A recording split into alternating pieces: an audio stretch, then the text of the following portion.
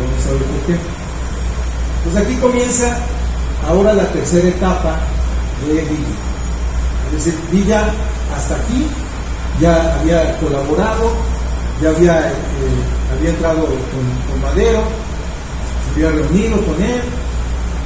Villa, junto con Pascual Orozco, atacó para la toma de Juárez, lo que ocurrió el 10 de mayo de 1911, y después, bueno, ya lo que hemos visto hasta la salida de este señor, de Porfirio Díaz, en el barco de Ipiranga al exilio. En febrero de 1912, Villa organizó un pequeño ejército con 500 hombres para atacar a Orozco. Sucedió que Orozco se levantó en armas contra Madero.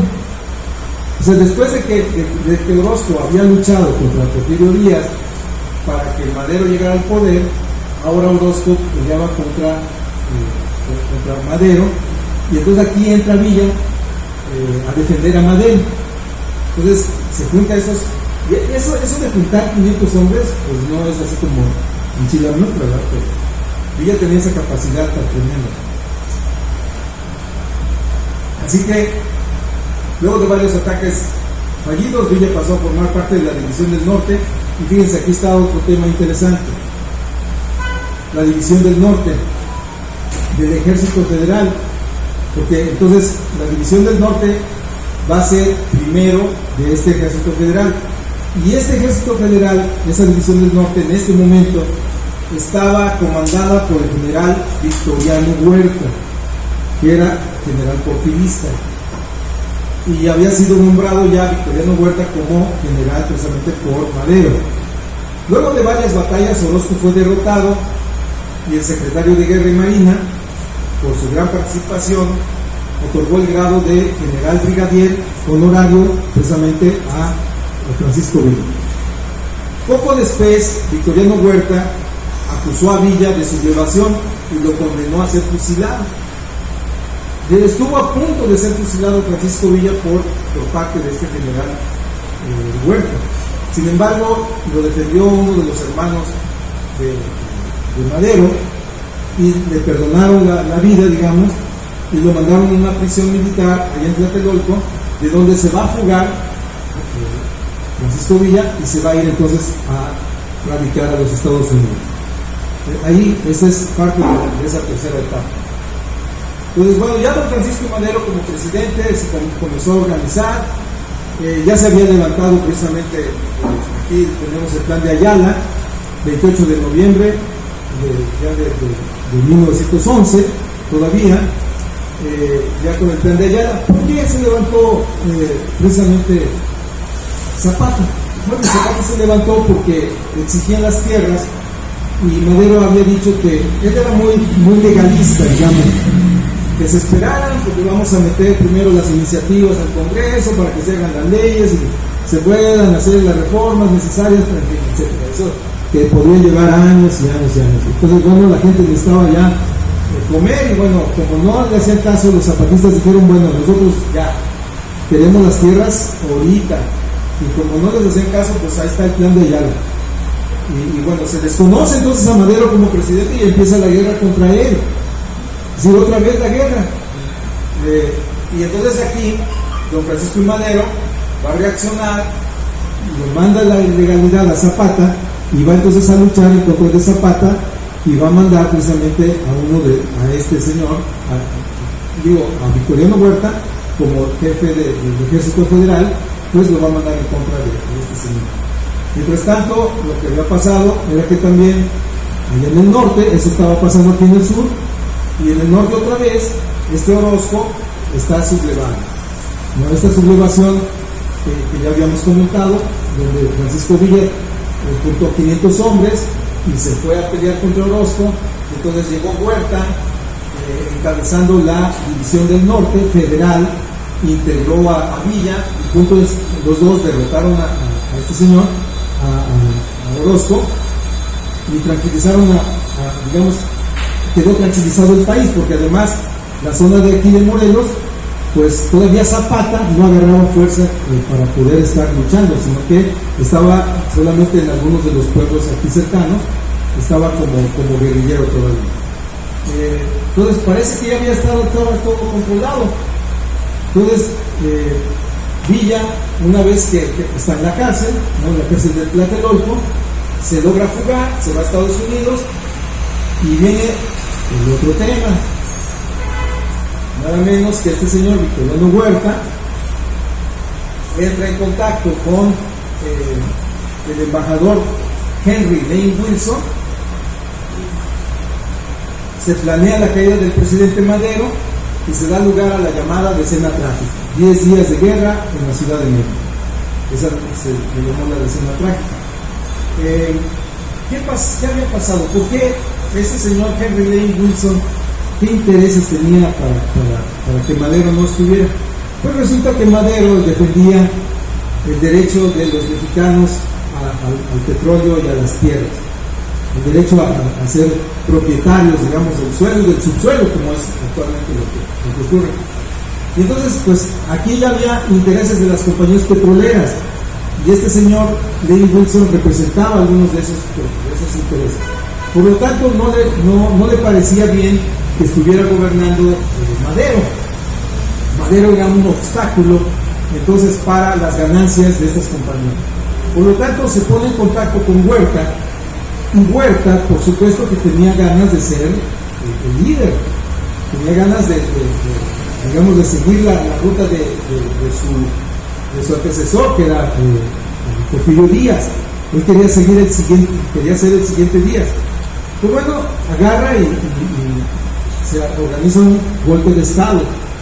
No vamos a entrar en detalle porque, bueno, ese es otro tema.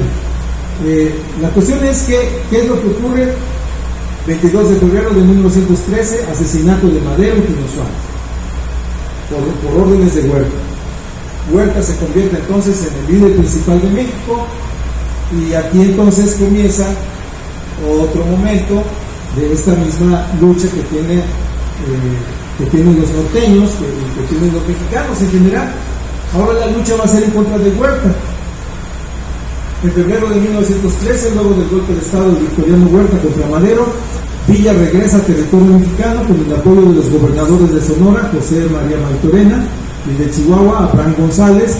Villa llegó a San Andrés, Chihuahua, y con 300 hombres, ya ves, ¿no? ¿De dónde sacó los 300 hombres? Pues quién sabe, pero de repente estaba Villa ya con esos 300 hombres. Formó la brigada Villa, la cual se convertiría luego en la poderosa División del Norte Revolucionaria. Ahora sí, esta División del Norte, que va a ser ya la que encabeza Francisco Villa, que va a ser la División del Norte que se va a conocer legendariamente, digamos, porque la anterior, la que había sido con Huerta, pues era la federal. Bueno, desconocido el gobierno de Huerta por el gobernador de Coahuila, Venustiano Carranza, y el de Sonora, Maytorena, se lanzó por parte del primero el Plan de Guadalupe el 26 de marzo de 1913. Igual, ese plan desconoce el gobierno de Huerta y se pelea contra él. Estos ya organizaron también, se van a crear varios cuerpos: el ejército del noreste, el del noroeste, del noreste, de oriente, de occidente, del centro y del sur, y del sureste. El del noreste se integraría con las fuerzas de los estados de Sonora, Chihuahua, Durango, Sinaloa y el territorio de Baja California, y estarían bajo el mando de Álvaro Obregón. Y aquí fue donde la lucha torció el rabo. ¿Por qué? Porque entonces Villa no aceptó que Obregón se encargara, digamos, del liderazgo de esa zona, de la zona que le correspondía a ellos. Entonces él mismo lo dijo, Villa va a oponerse, digamos, a ese tipo de mandato que ya está tomando Carranza. Es decir, Venustiano Carranza inmediatamente se sobrepone a todos y empieza a tomar decisiones, y comienza ya a decir las cosas cómo se tienen que hacer. Villa, aunque reconoció a Carranza como primer jefe, pero no aceptó que los grupos de Chihuahua fueran mandados por un fuereño, es decir, con este señor Obregón. Además, la forma en que se organizaron era diferente. En ocasiones, digamos, los de Chihuahua, ellos mismos elegían a sus jefes. Villa negó que sus tropas cometieran abusos o que se quedaran con parte de las confiscaciones que se realizaban para atender las necesidades de su ejército. Es decir, esto que se acusaba a Villa de que permitía el saqueo, de que permitía las violaciones, y como ya lo habíamos visto, pues él ya tenía un código de ética, digamos, muy específico con sus tropas.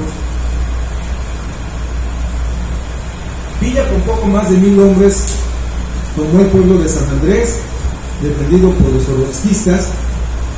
Los villistas se apoderaron ahí de 7 trenes, 2 cañones, 421 rifles y cerca de unos 20,000 cartuchos.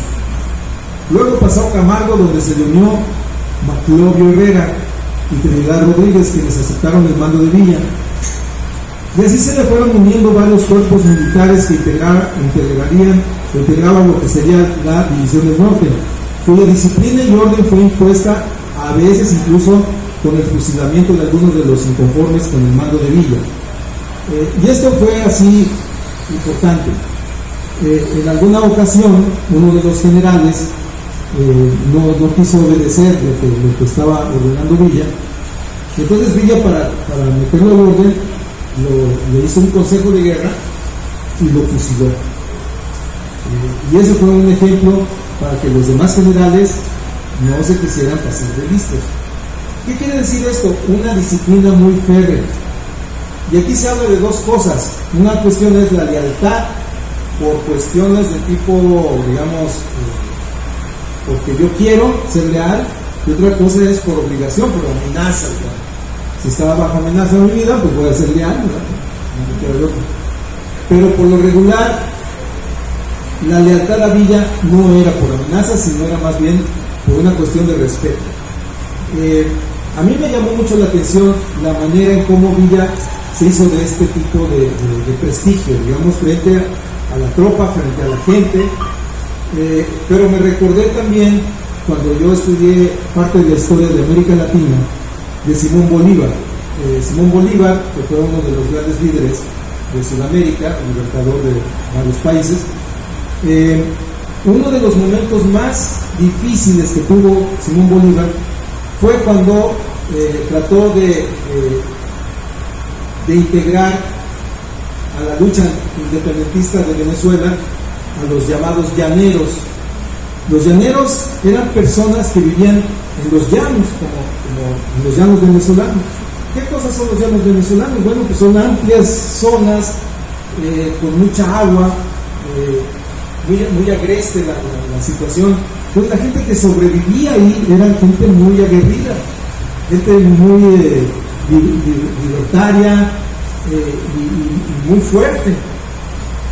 Entonces, ¿cómo Bolívar, un criollo delgado, que no, pues así sería que no tenía así como mucha fuerza, logró el liderazgo con esos personajes, demostrándoles la valentía, demostrándoles que él, aunque tenía, digamos, pocas fuerzas, pero no se rajaba, digamos, ante los retos, y poco a poco se fue ganando el respeto de esos llaneros, al grado que después fue uno de los grupos que más apoyó a Simón Bolívar. Esto estaba sucediendo aquí en el caso de Francisco Villa. Francisco Villa dio muestras de valor, dio muestras de este tipo de cosas que a la gente pues le hace que también lo apoye en lo que él diga.